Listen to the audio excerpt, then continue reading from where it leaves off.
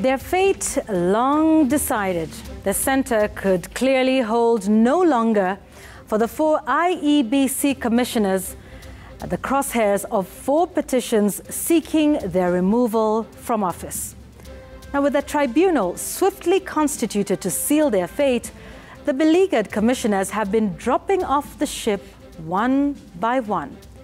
Juliana Cherera, out. Justus Nyang'aya, out. Francis Wanderi, out. But Irene Masit is seemingly the proverbial last man standing. So how will it play out at the Justice Aggrey Muchelule tribunal tomorrow? We look ahead, but we also look back. We look back because there is this curious clamor for the creation of the office of Leader of Official Opposition. A bill towards this end has already been prepared for the consideration of Parliament. We will take a look at that sudden scramble taking place in front of Kenya's constitutional rearview mirror. And speaking of mirrors, Gachagur's punchline is installing a full-body mirror at the collective dressing table of newfound bosom buddies, the judiciary and the executive. Mirror, mirror on the wall, who's fairer? On my take, no dressing tables or mirrors required, just a plain table for some clarity for education authorities for the benefit of parents, teachers, and other stakeholders. Kaikai's kicker will tonight be releasing the fixtures for the 2027 Africa Cup of Nations finals. If you don't catch the Morocco versus Burkina Faso match at Ruringu Stadium, Nyeri, you should not miss Nigeria taking on Cameroon at the historic Cameroon Stadium. It's kickoff time here on Newsgang. That the mandate of the tribunal, such as this one, that is constituted under Article 251 of the Constitution, demands that you conduct your proceedings in a very transparent and fair manner and without any bias, considering the people who are before you have human rights. Therefore, they must be treated with dignity, and justice at the end of the day must be upheld. So, the tribunal has been formed, but what an interesting one it'll be. Welcome to Newsgang. The hashtag is Newsgang at Citizen TV Kenya. We're looking forward to your views and comments on this. So, here we are. You know, we talk about government efficiency when things can happen pretty fast. We saw what happened with the parliamentary committee. We saw what happened at the plenary. Soon after, you know, the commissioners for the tribunal were named. Then they were sworn in. And here we are. And right after that, things continued in that same quick, swift fashion. We've seen one resignation after another and after another. So, Francis, tell us about this tribunal that's been formed. We'll get into what's happening tomorrow in a minute. But, you know, here we are in 1 week. So much has happened. So much has happened because it was bound to happen as it did. Yeah. The very moment we saw 4 petitions by the Republican Party, by Dennis Ndumbe, by Geoffrey Lagat and Owor Jerry Steve, it became clear that the end was in sight for the 4 commissioners. Remember their journey back from Bomas of Kenya, that walk on the 15th of August to Serena Hotel? That, I think, was the first step in the journey of kicking them out of office. And so much more after the Supreme Court upheld the election of William Ruto as the 5th President of the Republic of Kenya. And so when JLAC was handed the responsibility of taking care of these 4 petitions to determine the suitability of these 4 commissioners and their continued stay in office, it became apparent that their departure was imminent. And when the matter now went to the plenary of the National Assembly, it was also a game of numbers, and so the answer was clearly known. And you remember, the sequence of events was so swift, so choreographed, from JLAC to the plenary, to the establishment of to the suspension of the 4 yes, that's right. Commissioners, to the establishment of the tribunal. Things worked like like, you know, clockwork. So it was clear where this was heading to. And so tomorrow, the tribunal holds its status conference. And it is also important to remind our viewers who are the commissioners in the tribunal, who are the members of the tribunal. It is chaired by Appellate Judge Aggrey Muchelule, who was appointed not so long ago to the Court of Appeal. Remember, he was part of the 6 that the president had, the former president, Uhuru Kenyatta, had declined to appoint.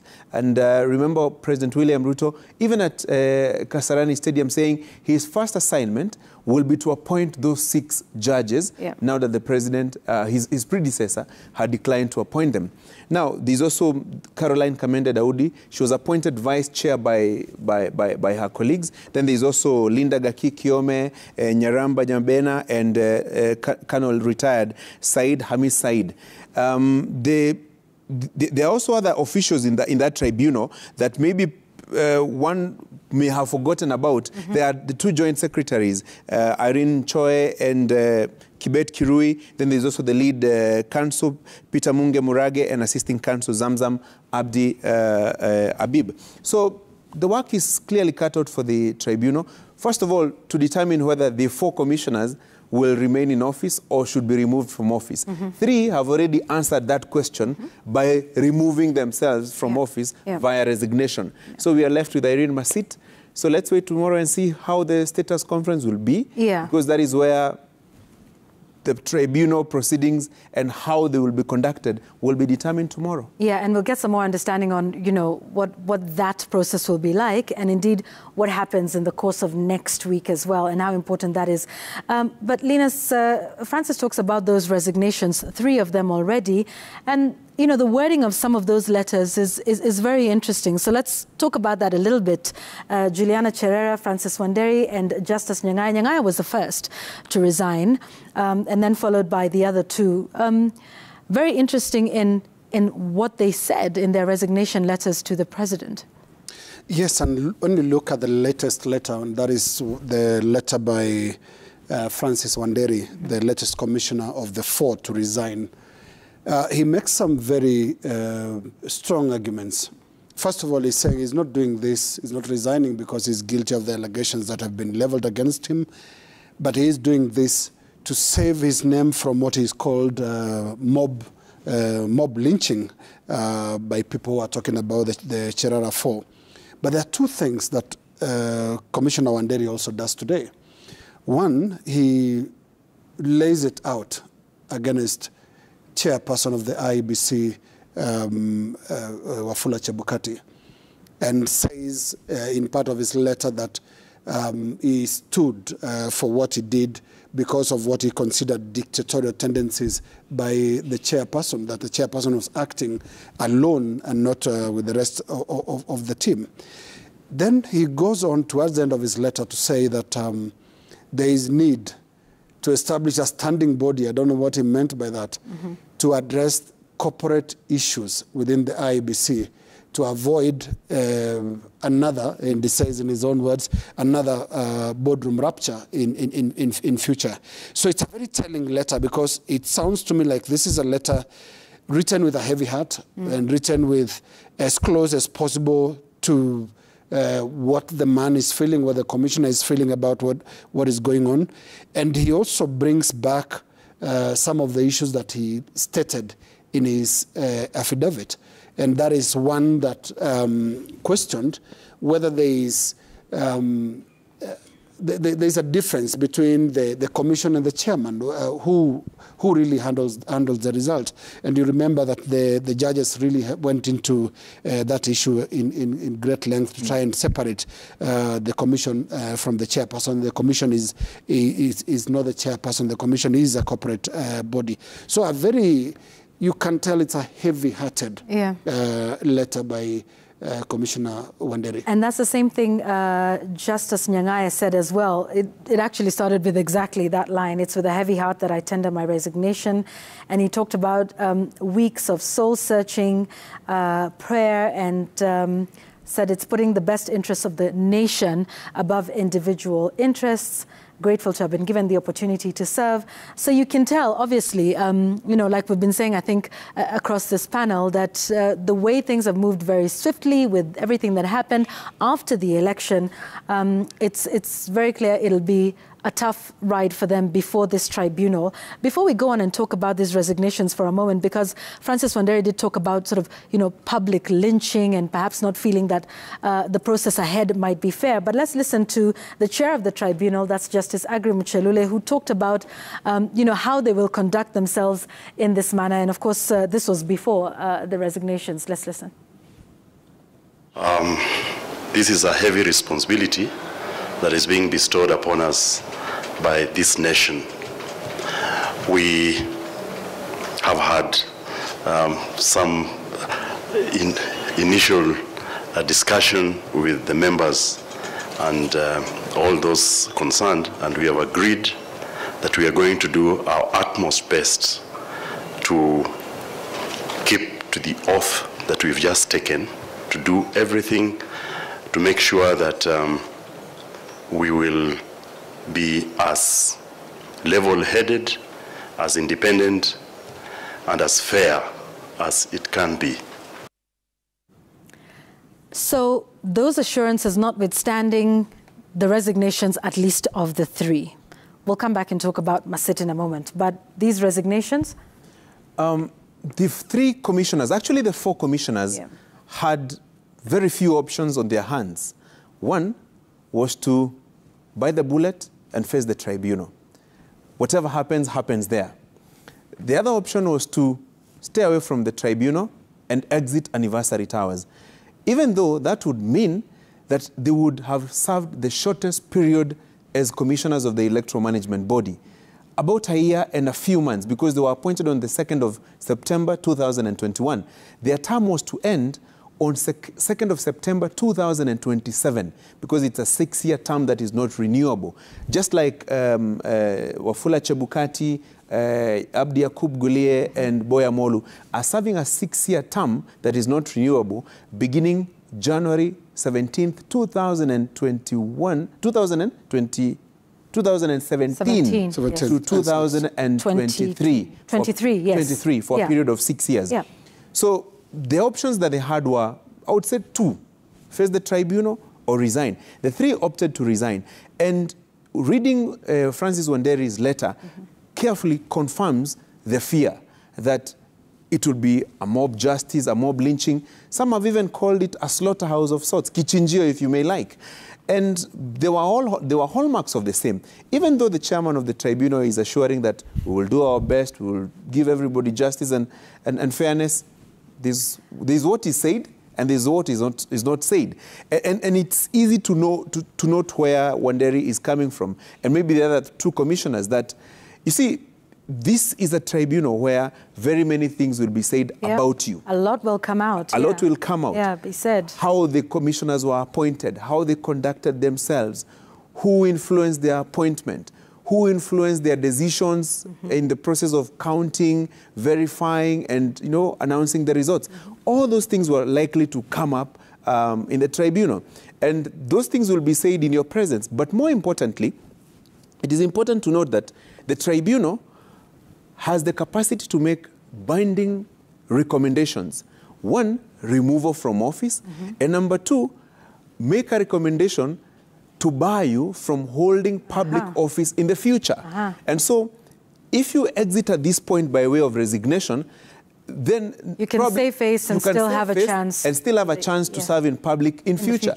But in the event the tribunal recommends that you're not fit to hold public office, then it would take a lot of work to undo that recommendation and make you fit for appointment to other public office. Remember, maybe the four commissioners may have a problem with the current administration, but you never know what will happen in future administrations. Some of them are pretty young. Even possibly the same administration. Haven't we seen politics and, you know, circumstances change in this country? Absolutely. Yeah. And so I would think their resignation is to cure that possibility of being blacklisted from holding future public office. Yet, one person is remaining firm. Irene Masit, has not resigned. There was word going round today, actually, that she may have resigned until her lawyer, Donald Kipkorir, put out a tweet and a statement saying that that is in fact not the case and that she is willing to face the tribunal and go on with the process. Yet, Linus, she has in fact filed a notice of appearance before the commission.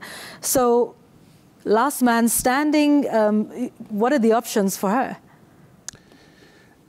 I think this is an interesting one because she has chosen a path that everyone else, 3 of her colleagues, have ran away from. Have decided, no, we're not going to, to go there. So this makes it even more interesting because it's a statement of confidence that let me face it and see what comes out of it. Now, there is a general assumption that this is a victor's justice tribunal. The president, the Kenya Kwanza team won the election whose result was disputed by the 4. It's only natural that now they want them out because these are the 4 that said, no, we don't accept those. And in fact, there's the president's tweet, in that regard, using the word rogue. Rogue, yes, yes. So Masit's holding out makes it really interesting. If 3 are gone and you're only alone, what are some of the substantive issues that will come out in the commission? Will she be appearing there as the burden carrier for all the 4? But remember, the petitioners were specific. It's Commissioner 1, 2, 3, until 4. So it is assumed that they are going to appear before the commission, not as a team, not as a group, but as individual commissioners.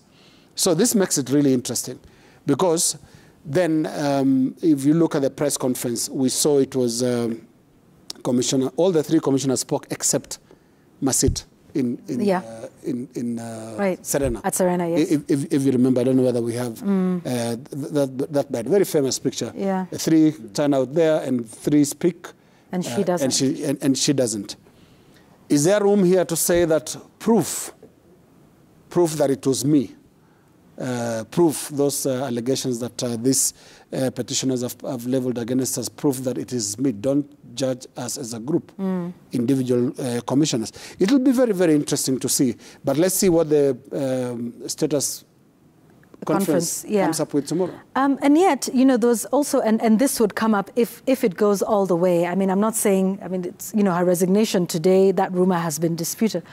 But in this country, anything can happen. But, I think one of the things that may come up, should this get to that full tribunal hearing, is the fact that Irene Masit's appointment to the IEBC, Francis, had in fact been challenged, at the court of law. And what did the court say? The courts actually said her appointment was unconstitutional because she had participated in an electoral process in the run-up to her recruitment and appointment as an IEBC commissioner. But the judge then said, that being the case, it would be, because we were close to an election, it would not be very ideal to overturn her appointment just for purposes of stability in the commission.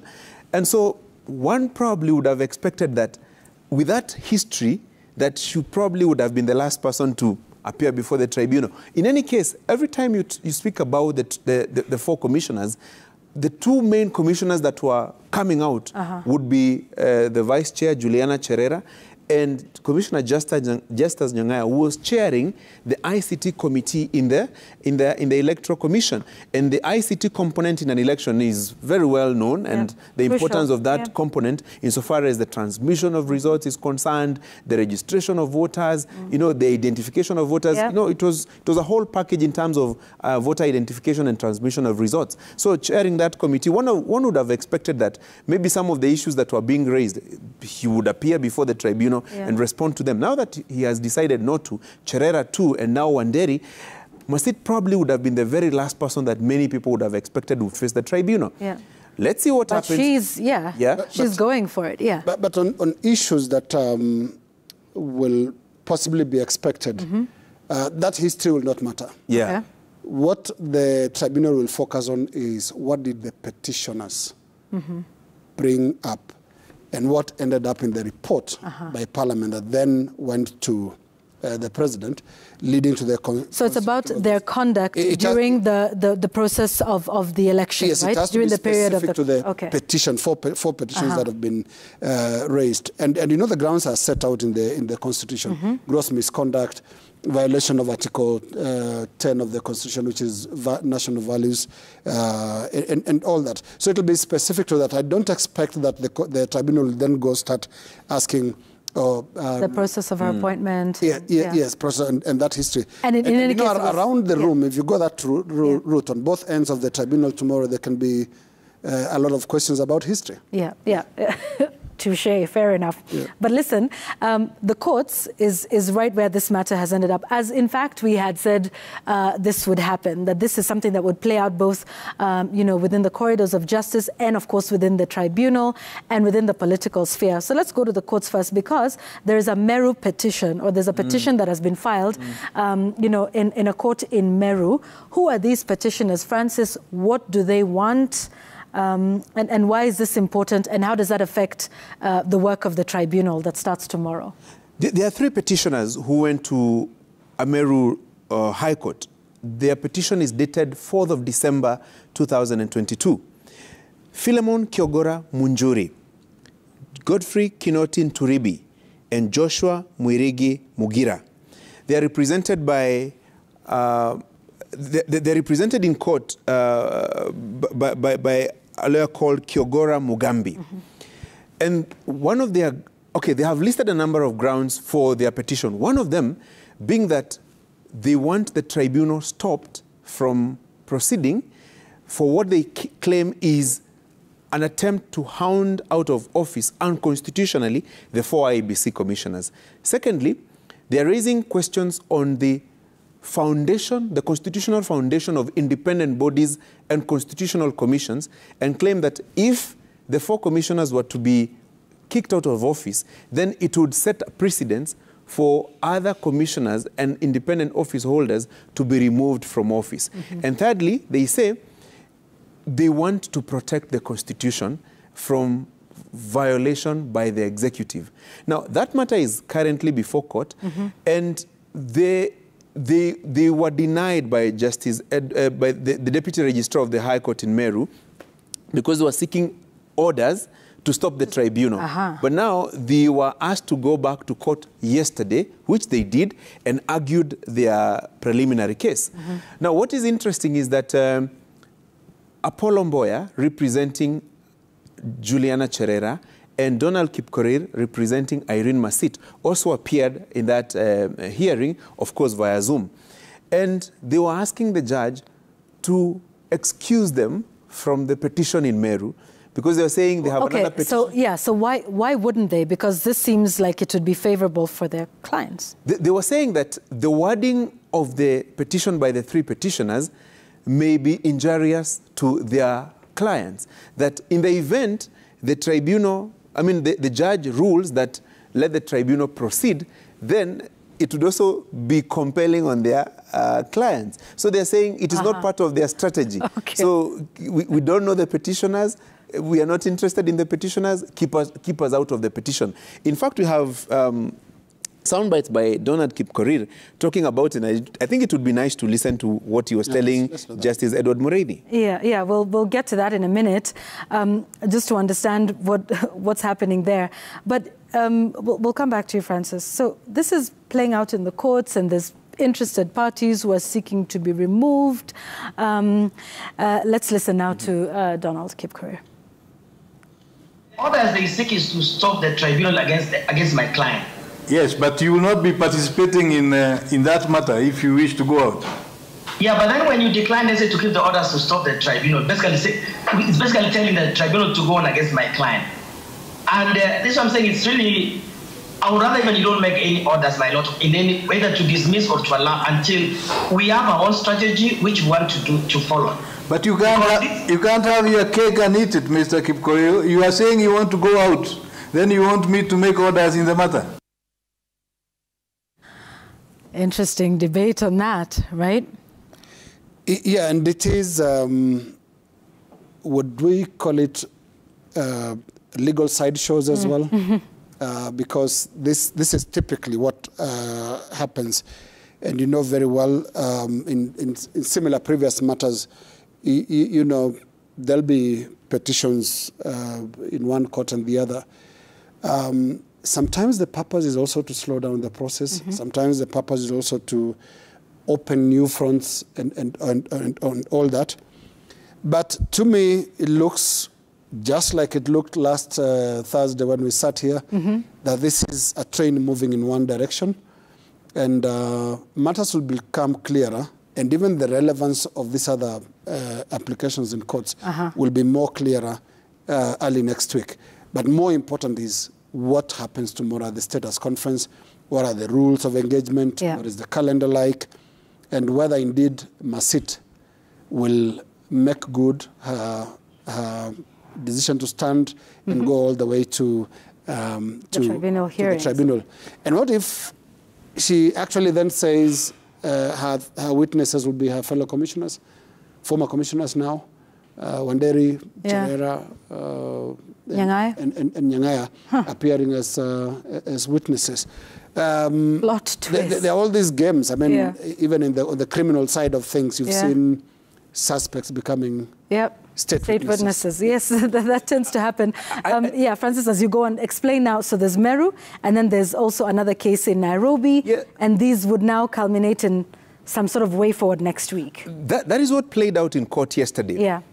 Because the two lawyers representing the two commissioners, or do I call them former commissioners, were saying there is another matter in Nairobi that is raising similar issues, which they would rather concentrate on, as well as the tribunal, and not the Meru petition. The Meru petition is also specifically seeking to stop the tribunal. And we had the lawyer representing the three petitioners tell the judge that what is happening in Nairobi can continue, even as this matter happens here in Meru, because the prayers are different. And so the judge was very, I found the Judge Murithi very tactical.